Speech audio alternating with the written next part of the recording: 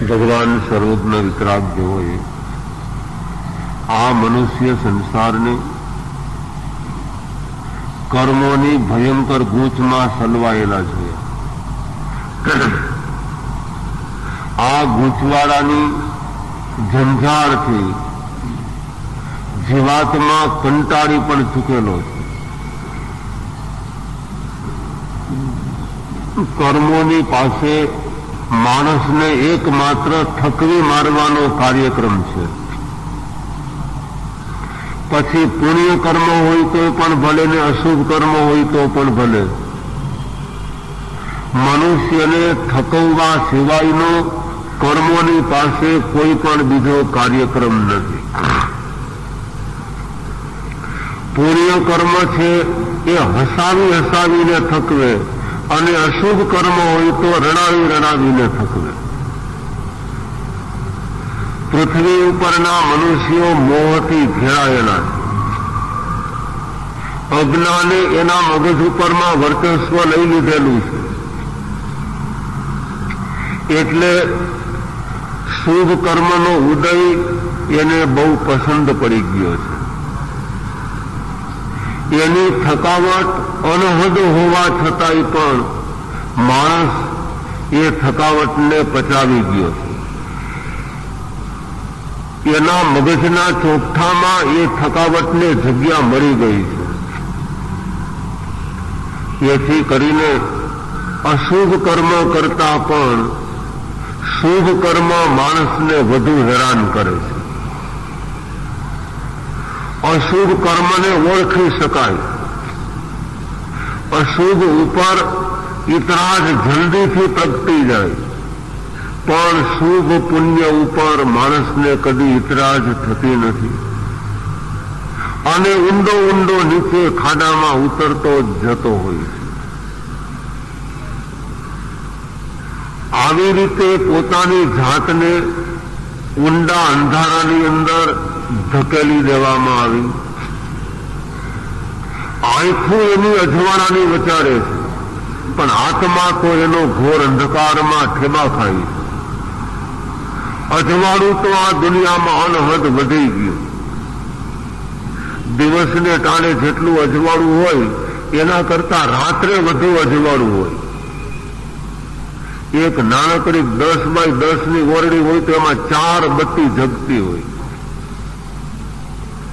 એટલે આંખ તો અજવાળાની વચારે પડી છે, પણ આત્મા એનો ઘોર અંધકારમાં ઠેબા ખાય છે. જેથી કરીને એ ઉકેલ લાવી શકતો નથી. એની ઉપાધિનો નથી તો ઉકેલ આવતો કે એની ઉપાધિનો નથી અંત આવતો. આમ નામ જીવાત્મા આ જગતના વિશાળ મેદાન ઉપર અર્ગોથિયા જ ખાધે રાખે. આવા અર્ગોથિયા ખાતા આત્માઓ અંદરથી શક્તિશાળી હોવા છતાં પણ શક્તિનો વપરાશ શું કામ નથી કરી શકતા, એવો સવાલ ભગવાન શ્રી ગૌતમ સ્વામી પરમાત્મા મહાવીરને કરી રહેલ છે. ભગવાને બહુ જ ગંભીરતાથી ઉત્તર દેતા એમ ફરમાયું કે દુનિયાના જીવો મોહથી ઘેરાયેલા છે. ભ્રાંતિ મગજમાં ભ્રાંતિને ભ્રાંતિ ભરેલી છે. ભ્રમણા છે ભ્રમણા. જ્યારે મગજમાં ભ્રમણા ઘૂસી ગયું હોય ત્યારે માણસને પોતાની ચંચલ દશા દેખાતી નથી. પોતાની અશુદ્ધિનું પોતાને ભાન પ્રગટતું નથી. દુનિયાની અશુદ્ધિ એને દેખાય. કોઈ માણસના માથામાં ફેર ચડ્યો હોય, જેને માથામાં ખૂબ ફેર ચડ્યા હોય, એને તમે સવાલ પૂછો કે ભાઈ તમને શું મુશ્કેલી થાય છે, તો જવાબ શું આપે કે આ ઝાડવા ફરે છે, મકાન ફરે છે, આ બધું જ ફરી રહ્યું છે. હવે ઝાડવા કે મકાન ફરે છે કે એનું માથું ફરે છે? ફરે છે માથું, પણ એને પૂછો તો જવાબ શું આપે કે થાંભલા ફરે છે, ઝાડવા ફરે છે, મકાન ફરે છે. આ ચારે કોર દુનિયા ચકરડી ઘૂમી રહી છે. આ એક એની ભ્રમણા છે. ભ્રમણાને ઓળખવાનું આ એક માત્ર સાધન છે. આવી જ રીતે ભમે છે પોતાનો આત્મા અને ભમતી દેખાય છે આ બધી દુનિયા. દુનિયા ચકરડી નથી મારતી, માણસનું માથું ચકરડી ઘૂમી રહ્યું છે. આનું નામ કહેવાય છે ભ્રમણા. આવી એક પ્રકારની એવી મનુષ્યના મગજમાં ભ્રમણા ઘડી ગઈ છે કે મારું સુખ સગવડતાના સાધનોની અંદર સમાયેલું છે. આ ગંભીર ભૂલ મનુષ્યના મગજમાં એટલી બધી જોરશોરથી ઊંડી ઉતરી ગઈ છે કે એમાં એને ગમે તે આવીને સમજાવવા માગે તો પણ આ જ્ઞાન કાન સુધી પહોંચી શકે માથાની ઉપરમાંથી ચાલ્યું જાય. માણસનું સુખ સગવડતાના સાધનોમાં ગોઠવાયેલું નથી. માણસનું સુખ સમૃદ્ધિની અંદર સમાયેલું નથી. પુણ્યના ઉદયમાં સુખ નથી સમાયેલું. પોતાની સમતા અને સંતોષની અંદર સુખ સમાયેલું છે. આ દુનિયાના ગમે તેવા પણ પુણ્યના ઉદયના ભોગવટાઓ કોઈ પણ મનુષ્ય ભોગવતો હોય અને રજવાડા જેવો વૈભવ ભલે પોતાને મળી ગયો હોય, 8 લાખ મિલકત પોતે ગણી પણ ન શકે એટલી બધી સંપત્તિ પણ ભલે તમને ભેગી થઈ ગઈ, પણ યાદ રાખજો આ સંસારના કોઈ પણ પુણ્યના ભોગવટા કદી પણ ભેળસેળ વગરના હોતા જ નથી.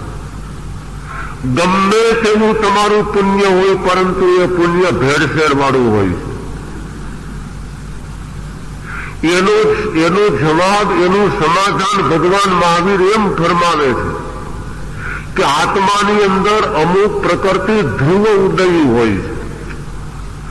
ધ્રુવ ઉદયનો શું અર્થ બને છે કે એક સાથે ઉદય એનો શરૂ થતો હોય છે. એક સાથે ધૂળ પણ ઉડતી હોય અને ધૂળની સાથે સાથે જરૂરી ચીજ પણ ઉડતી હોય. તમારા રૂપિયાની નોટની થપ્પી પડી હોય અને એની ઉપરમાં જો પવન આવે તો ખાલી રૂપિયાની નોટ જ ઉડે કે ભેગી ધૂળ પણ ઉડે? બધું સાથે જ ઉડે. પણ એના ભેગી જે ધૂળ ઉડીને એ માણસને આંધળો કરી નાખે છે.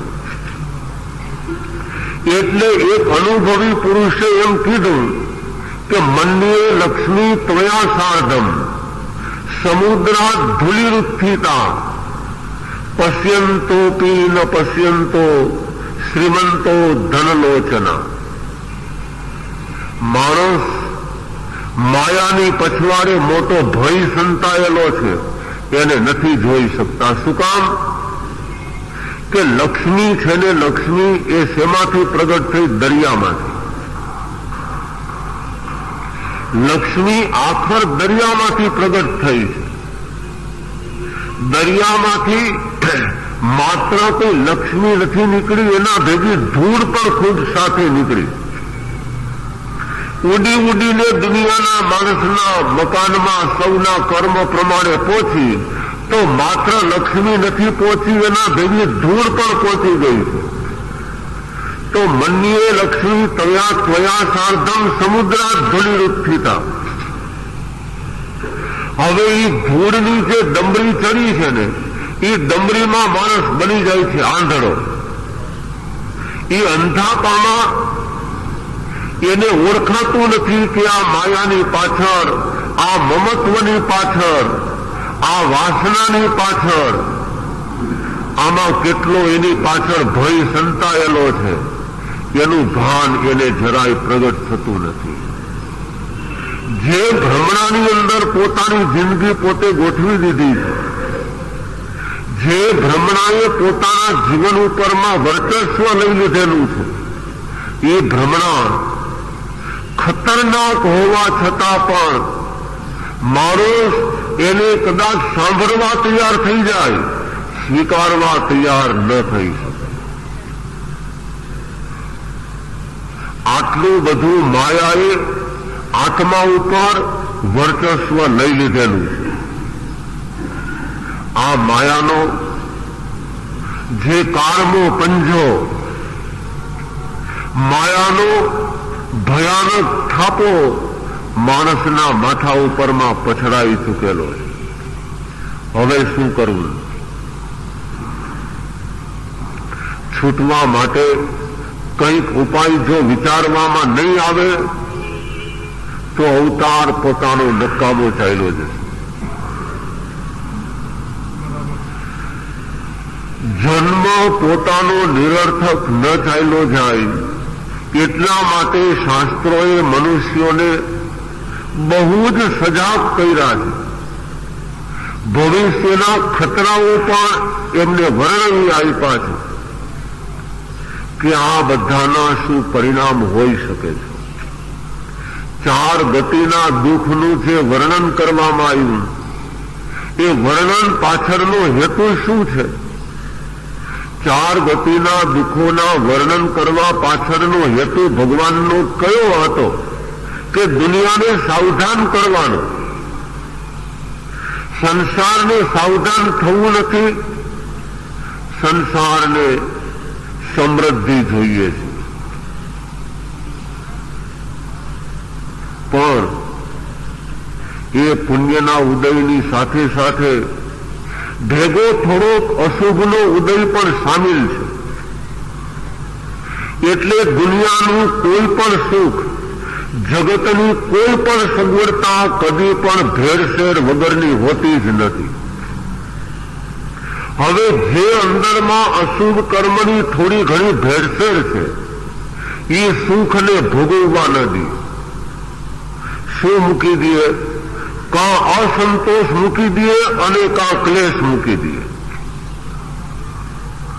અસંતોષ મૂકે અગર તો ક્લેશ મૂકે, બે માંથી એક પાપ અંદરમાં ઘુસાડી દે. અસંતોષ મૂકે ને તો એના મનને શાંતિ જ ન હોય. આ નથી મળ્યું, ઓલું નથી મળ્યું, આ નથી અને ઓલું નથી. એ નથી જ કીડા કરતા હોય. વાતે વાતમાં એને બધું ઓછું જ લાગ્યા કરે. આ દુનિયાના ઘણા માણસ તમે એવા જોશો, એની ગમે એટલી તમે સગવડતાઓ સાચવો તો એને બધું ઓછું જ લાગ્યા કરે. આ ગાંઠિયા દીધા પણ ભેગું મરચું નહોતું. આ ગાંઠિયા હતા, મરચું હતું, પરંતુ એ તો જલેબીનું ઘૂંચડું અંદર ન મૂક્યું. એને ગમે એટલું તમે એના ભાણામાં નાખો, એના પેટમાં ન હમાય એટલું એની થાળીમાં પીરસી દો ને તો એને ઓછું જ લાગ્યા કરે. આવો ભાઈ, બેસો, પધારો, તમને ચા ફાવશે કે શરબત ફાવશે, ગમે એટલી તમે હાથ એને માટે સગવડતાઓના ઢગલા કરો નહીં. જે માણસ અસંતોષી છે એને બધું અધૂરું જ લાગે. આ બધું કોણ ઊભું કરે છે એની તમને ખબર છે? આ કઈ આકાશમાંથી નથી આવતું કે જમીનમાંથી બહાર નથી નીકળતું. જે તમારા શુભ કર્મનો ઉદય છે એ શુભ કર્મના ઉદયની સાથે તમને કીધું કે એ બધું ભેળસેળ વાળું હોય છે. શાસ્ત્રની, મહાવીરની ભાષામાં એને જો વિચારવું હોય તો એનું નામ કહેવાય છે ધ્રુવ ઉદય પ્રકૃતિ. અમુક પ્રકૃતિ એવી હોય છે કે પુણ્યના ઉદયની સાથે પણ પાપનો ઉદય ભેગો ચાલતો હોય.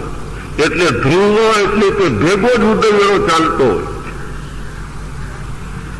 પણ પુણ્યનો ઉદય ઝાઝો હોય અને અશુભનો ઉદય થોડો ઓછો હોય.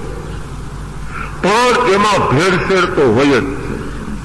જે વસ્તુની ભેળસેળ કરો એ મણ એક સાકર હોય તો એમાં ભેળસેળ કાંઈ મળ એકની નથી થતી, એમાં કિલ્લા એકની થતી હોય છે. તો હવે તમે વિચાર કરી લો કે આ જે ધ્રુવ ઉદય પ્રકૃતિ શુભની સાથે પણ અશુભ ભેગું જ હોય છે. એ અશુભ અંદરમાં પડ્યું કરે શું? કા તમને અસંતોષ ઉભો કરાવે, અને જો પોતાને અસંતોષ ન હોય ને તો ક્લેશ ઉભો કરાવે, બાયદાદ કરે. ઓને 5 રોટલી ખાધી ને મેં 2 રોટલી ખાધી. ઓના વાટકામાં ગરમ દાળ આવી હતી ને અમારા વાટકામાં ઠંડી દાળ આવી હતી. ઓને ભીંડાનું શાક તમે આપ્યું ને મને તમે તુરિયાનું શાક દીધું.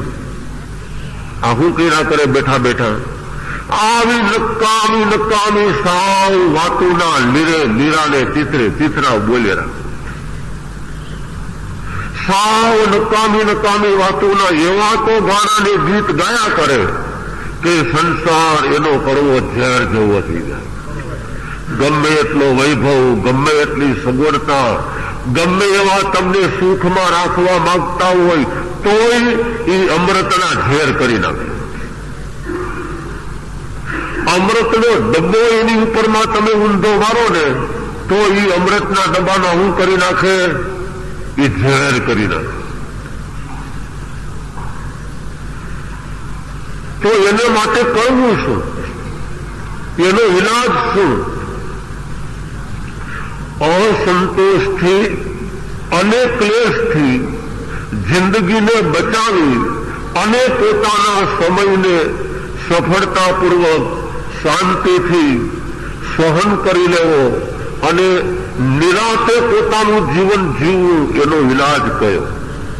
તો એનો ઈલાજ ભગવાન મહાવીર એમ કહે છે કે પુણ્ય શુદ્ધિ કરો. પોતાનું પુણ્ય પણ શુદ્ધ કર્યા પહેલા એનો સ્વીકાર ન કરાય. એક કપડા પણ પહેરવાને લાયક બનાવો અને પછી કપડાને શરીર ઉપર ધારણ કરો છો. બજારમાંથી લાવેલું અનાજ પહેલા એને રસોઈ કરી ખાવાને લાયક બનાવો છો અને પછી તમે થાળીમાં પીરસીને જમો છો. એક મકાન પણ પહેલા રહેવાને લાયક બનાવો છો અને પછી એમાં વસવાટ કરો છો. બધી દુનિયાની ચીજ પહેલા વપરાશને લાયક બનાવાય અને પછી એનો ઉપયોગ શરૂ કરાય. પણ દુનિયા દરેક બાબતમાં તો પોતાની બુદ્ધિનો વપરાશ કરે છે, પણ પુણ્યના ઉપયોગમાં બુદ્ધિનો વપરાશ કરતા નથી. પુણ્યની શુદ્ધિ નથી કરતા. પુણ્યની સાથે થોડી ઘણી જે ભેળસેળ આવી ગઈ છે એ ભેળસેળની શુદ્ધિ કરતા નથી. પરમાણુ હોય આવવા દેજો. એ અશુદ્ધ છે. અશુદ્ધનો પરમાણુ સ્વીકાર ન કરાય. અંદર જ્યાં સુધી અશુદ્ધિ છે ત્યાં સુધી એનો સીધો સ્વીકાર ન કરાય. પણ એ પુણ્યને પેલા તમે શુદ્ધ કરો. પુણ્યને શુદ્ધ કરવાનો શું ઈલાજ? કે કોઈ પણ વસ્તુ સૌથી પહેલી તમારા ઘરમાં આવે એટલે પેલું તો થોડુંક એનો દાન ધર્મ કરી નાખો. દુઃખા રખડતા રઝળતા ખરેખર દુઃખી હું કોઈને પરાણે દુઃખી ન બનાવાય. પણ એમાંથી થોડોક હિસ્સો તમે પેલા કાઢી નાખો. પરમાણુ કા નાખો ખિસ્સામાં ને કા મૂકો મોઢામાં, એ બહુ જ ખોટું છે. પણ લોભ એક કષાય છે.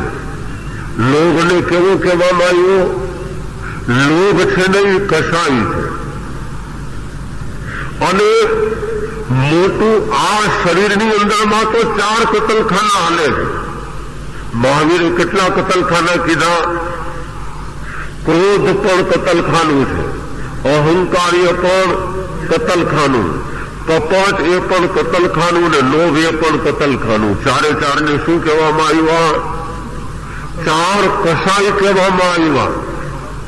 એમાં લોભ જે છે ને, લોભ એ તમને સુખી ન થવા દે.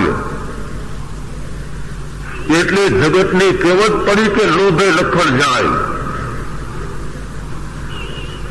લોભ તમને સુખી નથી થવા દેતો. તમારી સમજણની કતલ કરી નાખે. આમ છૂટે નહીં, ચમડી તૂટે પણ દમડી છૂટે નહીં. ભયંકર તમને કંજૂસ બનાવી દે. આવી રીતે લોભ કસાય માણસને દિલ મોટું થવા દેતો નથી.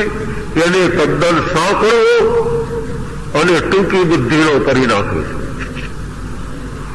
એટલે લોભ કસાયે શેની કતલ કરી નાખી? સમજણની કતલ કરી નાખી. વિશાળતાના ગુણની કતલ કરી નાખી. સંતોષના ગુણની કતલ કરી નાખી. આ જે સંતોષના ગુણની કતલ કરી નાખી, એટલે શું થયું? અંદરમાં ભડકા ભડકા ને ભડકા, અને માથાની અંદરમાં ખડભડાટ ખડભડાટ ને ખડભડાટ. માથામાં ખડભડાટ અને અંદરમાં ભડકા. કા વડકા નાખે ને કા વડચકા ભરતો હોય. શું કામ ભાઈ આવું આયના કરે છે? આમના ઉપાધિમાં ક્યાં સુધી જીવવું છે? ક્યાં સુધી આ દુનિયાની ઉપરમાં ઠેબા ખવાય? આ હરસેલાના કોઈ છેડા ખરા કે નહીં? એનો જો તમે છેડો ઈચ્છતા હો તો કોઈ પણ સગવડતા તમને પેલી તમારા હાથ ઉપર આવી, એનો તમે પહેલે તબક્કે ત્યાગ કરી દો. માણસ અને પદાર્થનો ભોગવટો, એની વચ્ચે કંઈક અંતર પડવું જોઈએ. ઉપવાસ શું કામ ભગવાન મહાવીરે કીધા? ભૂખે રાખવા માટે કે માણસ અને એની આહાર સંજ્ઞા એ બેની વચ્ચે કંઈક અંતર પડવું જોઈએ. આયંબિલ શા માટે કહેવામાં આવી? કે પોતે અને રસાસ્વાદની મનોવૃત્તિ એની વચ્ચે કંઈક અંતર તો પાડો. જો અંતર પાડ્યું હશે અને એકાકાર નહીં થયા હો તો તમારી સ્વચ્છતા ટકી શકશે. જો એમાં તમે પદાર્થના ભોગવટાની અંદરમાં ઓતપ્રોત બની ગયા તો ખેલ તમારો ખતમ થઈ ગયો. આ દુનિયાની કોઈ પણ ચીજની અંદર કદી પણ ઓતપ્રોત ક્યારેય પણ થવાય નહીં. આઘા રહી અને અનુભવ કરી લેવાય. ધોરીમ, ભ્રમર અને ચતુર નર એ ત્રણ ભોગવીને થાય આઘા. મૂર્ખ, ઘુવડ અને સુવર એ ત્રણેય પડ્યા રહે ત્યાં. એ ગંદકીમાં ને ગંદકીમાં એમાં ને એમાં આરોપતા હોય ને એમાં ખદબદતા હોય. આવી સબળતી જિંદગી નથી રાખવી. આ દુનિયામાં કોઈ પણ પદાર્થને પામ્યા પછી એની પહેલા પ્રથમ પુણ્ય શુદ્ધિ કરો. તપશ્ચર્યા શા માટે છે? એ પુણ્ય શુદ્ધિ માટે છે. એનો હેતુ, એનો લક્ષ્ય શુદ્ધિ મેળવવા માટેનો છે. માણસ આંખ વીંચીને બધું દીધે રાખતો હોય છે. હેતુ કે લક્ષ્યની જ્યાં સુધી ઓળખ ન થઈ હોય ત્યાં સુધી ઘાંચીના બળદની માફક એ બિચારો ચક્કર કાઢે રાખતો હોય છે. પણ હકીકતમાં મૂળ સાધન શું છે? કે પુણ્ય શુદ્ધિ કરવી જોઈએ. સંસાર એક મોટો ગૂંચવાડો છે, એ વાત સાવ સાચી. એ ગૂંચવાડાની અંદર મનુષ્ય સલવાઈ ગયો છે અને એ સલવામણની મૂંઝવણથી માણસ થાકી પણ ગયો છે. પણ એમાંથી જો બચવાનો ઉપાય ન હોય તો રેડી નાખવાનો કોઈ અર્થ નથી. એમાંથી બહાર નીકળવાનો રસ્તો જરૂર છે. ઈલાજ જો ન હોય તો એનું નામ અસાધ્ય રોગ કહેવાય, પણ આ કોઈ અસાધ્ય રોગ નથી. આ બીમારી દૂર કરી શકાય એવી બીમારી છે. તો એને દૂર કરવાનો ઈલાજ શું છે? દૂર કરવાના ઈલાજમાં આ જે કંઈ પણ ધ્રુવ ઉદયી પ્રકૃતિ અંદર થોડીક અશુદ્ધિ સામેલ કરી નાખે છે, એ અશુદ્ધિને દૂર કરે. હવે બીજી તરફ તમે જુઓ કે ગમે તેવું તમારું દુઃખ હોય ને તો પણ એમાં થોડુંક પુણ્ય એમાં સામેલ થયેલું હોય. ગમે તેવું ભણેને તમારું દુઃખ હોય, પછી કાં થોડુંક ને કાં જાજુ, તો એ અશુભ કર્મના ઉદયની સાથે થોડુંક એમાં પુણ્ય પણ ભેગું સામેલ થયેલું હોય છે. પણ બહુ ઓછું હોવાના હિસાબે એને લોકો ઝટ દઈને જાણી શકતા નથી. જે માણસ પોતાના પુણ્યને શુદ્ધ કરી શકે છે, એ માણસ પોતાના અશુભ ઉદયની અંદરમાં પણ જે થોડો પુણ્યનો ઉદય અંદર સામેલ છે એનું અવલોકન પોતે કરી શકતો હોય. શુભ પુણ્ય અને અશુભ, એ શુભ અને અશુભ બંને સાથે ચાલતા હોય. બેમાંથી એકે અલગ નથી થઈ શકતા. ઠેઠ કેવલ જ્ઞાન પામવાની આખરની હદ સુધી શુભ અને અશુભ એ બંને સાથે ચાલતા હોય. ક્યારેય પણ સંપૂર્ણ પુણ્યનો ઉદય નથી હોતો અને ક્યારેય પણ સંપૂર્ણ અશુભ કર્મનો ઉદય પણ નથી હોતો. પણ જે ઝાઝુ હોય એને સંબોધન થતું હોય છે. બજારમાંથી તમે અનાજ લાવ્યા તો એમાં થોડા ઘણા કાંકરા પણ સામેલ હોય તો કાંકરા લાવ્યા એમ કોઈ બોલતું નથી. ઘઉં લાવ્યા, બાજરો લાવ્યા એવો જ ઉદ્ગાર રજૂ કરવામાં આવતો હોય છે, એવી જ વાત રજૂ કરાતી હોય છે. પણ એવી જ રીતે જેની બહુલતા હોય એનું વર્ણન થતું હોય છે. અલ્પતાના ઉલ્લેખ થતા નથી, પણ એમાં સામેલ તો અવશ્ય હોય જ છે.